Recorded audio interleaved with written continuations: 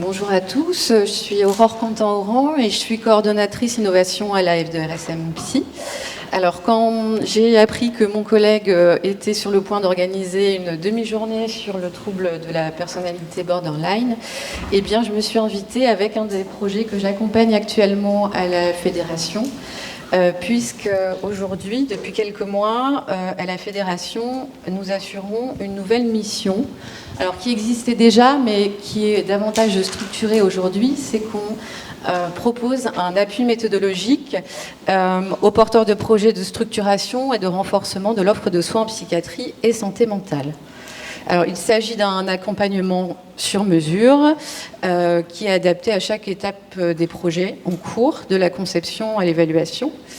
Et c'est un projet qui peut prendre différentes formes selon les besoins qu'on identifie lors du premier rendez-vous. Voilà. C'est pas très long, mais je trouvais que c'était important de présenter ce service de la Fédération. Alors, c'est bien un accompagnement et pas une prestation de service.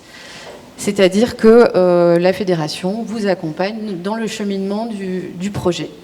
Ça peut prendre différentes formes, ça je vous l'ai dit. Donc on peut avoir un soutien à la formalisation du projet, notamment dans le cadre des FIOP et des fonds pour la pédopsychiatrie. Ça peut être un appui à la structuration stratégique et opérationnelle du projet. Votre projet, on va vous inviter aussi à l'inscrire dans un contexte national, régional et aussi au niveau territorial et dans une logique de coopération. Et aussi, vous pouvez être accompagné dans le cadre de l'évaluation, qui est toujours une étape très importante pour les financeurs, mais aussi dans le cadre de la valorisation du projet d'innovation. Et enfin, et c'est vraiment très intéressant, c'est que cet accompagnement à l'innovation s'articule en fait avec les axes observatoires en santé mentale portés par la F2RSM et les activités de recherche coordonnées aussi au niveau de la fédération. Voilà.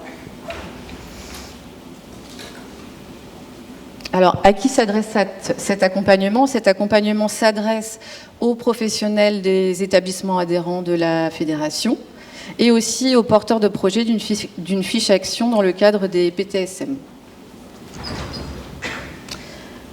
Alors, je reviens sur le sujet qui nous anime cet après-midi. On a été sollicité par Christina Mastrangelo, qui est médiatrice santé-père au centre Gambetta Tourcoing. Alors Christina est absente cet après-midi, mais c'était normalement sa place de présenter son projet. Et aussi, elle m'a confié la mission de vous présenter son projet. Donc j'espère être la plus fidèle possible à son projet. Donc son projet, c'est... voilà, elle souhaite... développer un lieu d'accueil et de ressources spécifiques aux troubles de la personnalité limite. Donc elle est venue avec cette idée en m'apportant des constats. Moi je découvrais le trouble de la personnalité limite avec Christina et elle me fait part de ses premiers constats en me disant voilà, il n'y a pas de structure d'accueil dédiée sur la métropole, pas en région. Les parcours de soins sont très fragmentés, l'accès tardif aux soins. Il y a des crises récurrentes chez ces personnes qui souffrent du trouble de la personnalité. Ça, on l'a largement évoqué auparavant dans les interventions précédentes. Il y a un grand mal-être et isolement social, une stigmatisation persistante par les soignants. Elle constate aussi que les proches et les soignants sont démunis par manque de formation spécifique. Et voilà, elle note que la prise en soins précoce pourrait permettre un rétablissement plus rapide et efficace. Et là aussi, on en a bien parlé. Voilà, donc ça, c'est les premiers constats. Et ces constats lui appartiennent. Et elle a le souhait d'apporter une réponse. Donc, et de travailler en équipe autour de ce projet pour soutenir le rétablissement des personnes, renforcer le soutien à l'entourage et outiller les professionnels. avec une approche rétablissement, père aidance, et dans l'objectif général vraiment d'améliorer l'accessibilité et la continuité des parcours de soins. Alors, je l'ai invité dans le cadre de l'accompagnement à prendre un petit peu plus de hauteur et de lui proposer de venir étayer les constats. Et je lui ai proposé une méthodologie de travail pour venir enrichir le diagnostic et ses premiers constats. Je lui ai proposé de travailler à partir de cette matrice-là que vous voyez, qui est empruntée à la promotion de la santé. Et c'est intéressant, cette matrice, parce qu'elle permet de définir un petit peu la zone de pertinence quand on a un projet bien défini, comme celui d'un lieu ou un autre projet. C'est de venir vérifier si, à un moment donné, cette idée, elle correspond bien à des besoins, à une demande, et s'il existe déjà une offre sur ce sujet-là. Donc c'est bien sur cette méthodologie qu'on s'aventure avec Christina.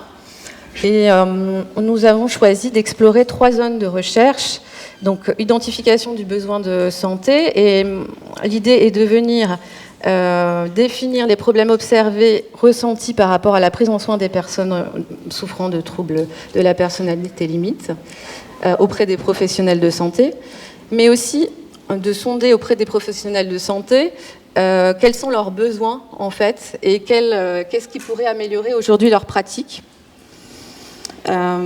Voilà, on est sur un projet, une méthode par questionnaire, voilà, qui devrait bientôt prendre forme. La deuxième chose, c'est de travailler avec les personnes concernées et leur entourage et de mieux cerner les demandes par rapport à ce type de projet, les attentes, les besoins et les difficultés rencontrées. Donc là, la méthode retenue est de concert avec l'équipe recherche de la fédération, c'est d'animer des focus group. Alors un focus group avec des personnes concernées et un focus group avec l'entourage.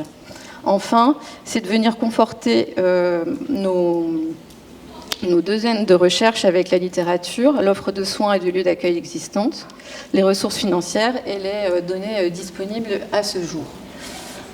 Voilà pour la méthodologie de travail qu'on a lancée aujourd'hui.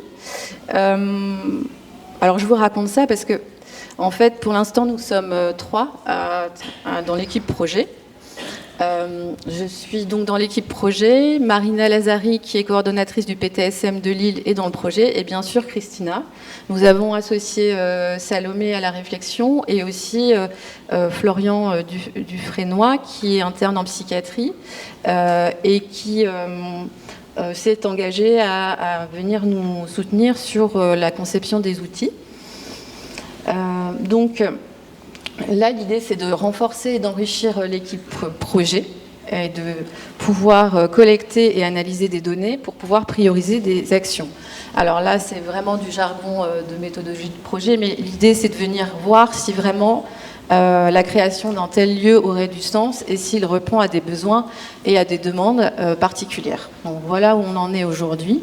Et en parallèle, voilà, on est en veille sur des modalités de financement possibles sur ce type de lieu.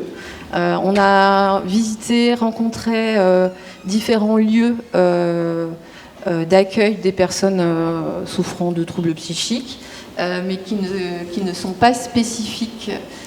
Voilà. Et en vous entendant jusque maintenant, je me dis qu'effectivement, ça a du sens d'avoir un lieu qui serait vraiment spécifique parce que l'accompagnement des personnes requiert des compétences très spécifiques et très fines. Voilà. Donc si le projet vous intéresse, eh bien nous vous invitons à nous faire signe et à nous rejoindre et c'est avec grand plaisir qu'on pourra vous accueillir. Voilà.